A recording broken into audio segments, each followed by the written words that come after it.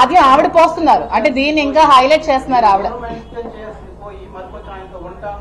అంటే ఇప్పుడు దూరం మెయింటైన్ చేసి నేను ఏం చేయమంటారు అంటే ఓకే ఇప్పుడు నేను హస్బెండ్ ఓకే అంటే ఇప్పుడు నేను హస్బెండ్ కి దూరం అయిపోయి ఇతనికి దూరం అయిపోయి ఏం చేయమంటారు అంటే ఎలిగేషన్స్ వచ్చాయి కదా. ఇప్పుడు ఎంతమంది ముందు ఆవిడ వచ్చి ప్రెస్ మీట్ పెట్టారు కదా, ఎంతమందికి మొత్తం స్టేట్ లెవెల్ మార్నింగ్ నుంచి ఫోన్ ఓపెన్ చేస్తే ఇవే వీడియోస్, టీవీ చూస్తే ఇవే వీడియోస్, ఫేస్బుక్ చూస్తే ఇవే ఫొటోస్, నా ఫొటోస్ మొత్తం వైరల్ చేశారు కదా. ఇవి పోతుందా?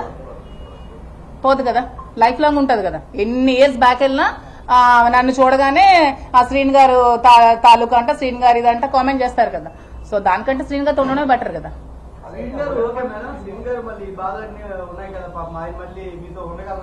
అంటే ఏం బాధలు ఉన్నాయి?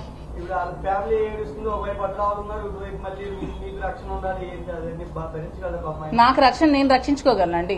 నేను సెల్ఫ్ కాన్ఫిడెంట్, నేను బిజినెస్ ఉమెన్, నేను బిజినెస్ చేశాను, నేను పెట్రోల్ బంక్ రన్ చేశాను, ఒక పెట్రోల్ బంక్ ఉంది, నేను ఇండిపెండెంట్ గా నాకు ఇండిపెండెంట్ గా నా రక్షణ నేను కల్పించుకోగలను. సొసైటీలో నాకంటూ ఒక మేల్ తోడు కావాలి, అతను అది ఉంటారు అంటున్నారు ఫ్రెండ్లీగా, దాని తప్పే ఉంది.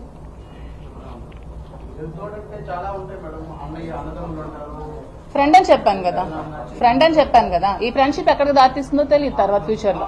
అది ఫ్యూచర్ గా రహస్య స్నేహితుడు అయితే నేను ప్రెస్ ముందు స్నేహితుడు అని చెప్పాను కదా, పబ్లిక్ స్నేహితుడే. అది సిచ్యువేషన్స్ అన్ని కుదిరితే దారి తీయొచ్చేమో. పొలిటికల్ లైఫ్ ని ఆవిడ ఇలా నా లైఫ్ ని స్పాయిల్ చేశారు. పొలిటికల్ గా చాలా ఆశలతో పాలిటిక్స్ లోకి వచ్చాను. జగన్ అన్న అంటే చాలా ఇష్టం, జగన్ అన్న కోసం చాలా కష్టపడ్డాను. ఆవిడ పదవులు ఆశించి పార్టీలోకి వచ్చి పనిచేసిందేమో, నేను పదవి ఆశించుకున్న పనిచేశాను. ఆవిడకి నాకు చాలా తేడా.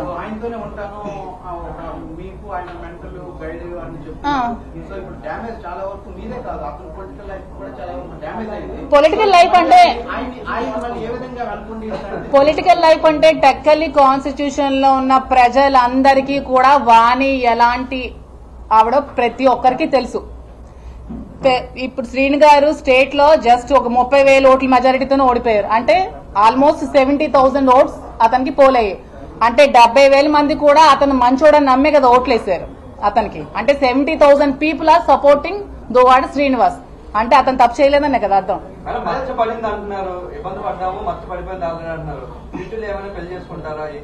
అదే ఇప్పుడు చెప్పాను కదా, కాన్సిక్వెన్సెస్ అన్ని కుదిరితే ఇటు ఫ్యామిలీ అటు ఫ్యామిలీ డైవోర్స్ అన్ని అయితే ఏమో ఫర్దర్ గా జరుగుతుందేమో.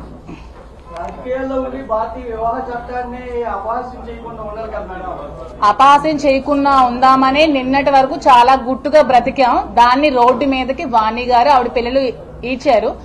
ఆవిడ చేసినట్టు కామెంట్స్ నేను చేయలేను, నేను కూడా చేయాలంటే చేయగలను. కానీ మా తల్లిదండ్రులు నాకు అలా సంస్కారం నేర్పించలేదు. ఒక తోటి మహిళని, సాటి మహిళని చెత్తగా మాట్లాడే సంస్కారహీనురాలు నేనైతే కాదు. అందుకనే నేను చాలా పొలైట్ గా మాట్లాడుతున్నాను. నేను ఏ లేడీని కూడా కామెంట్ చేయను ఎప్పుడు కూడా. ఎందుకంటే లేడీస్ సపోర్ట్ చేసుకోకపోతే ఇంకెవరు సపోర్ట్ చేసుకుంటారు. ఆవిడకి సంస్కారం నేర్పించలేదేమో, ఆవిడ చదువుకోలేదేమో, ఆవిడ సంస్కారం లేని చదువు ఆవిడ చదువుకున్నారేమో. మరి ఎలాంటి బ్యాక్గ్రౌండ్ నుంచి వచ్చారో నాకైతే తెలియదు. ఆవిడ వీడియోస్ చూస్తే నాకైతే అదే అనిపించింది. సంస్కారం లేని చదువు ఆమె చదువుకుంది, ఆమె పిల్లలు కూడా సంస్కారం లేని హీనులు, సంస్కారం లేని చదువులు వాళ్ళు కూడా చదువుకున్నారు.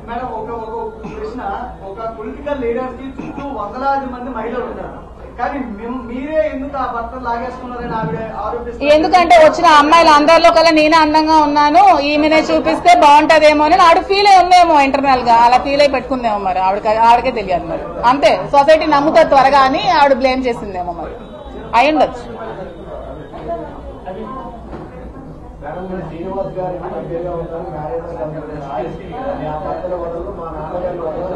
అదే నేను చెప్తున్నాను, అది ఫ్యామిలీ చూసుకోవాలి, అది ఫ్యామిలీ ఇంటర్నల్ మ్యాటర్.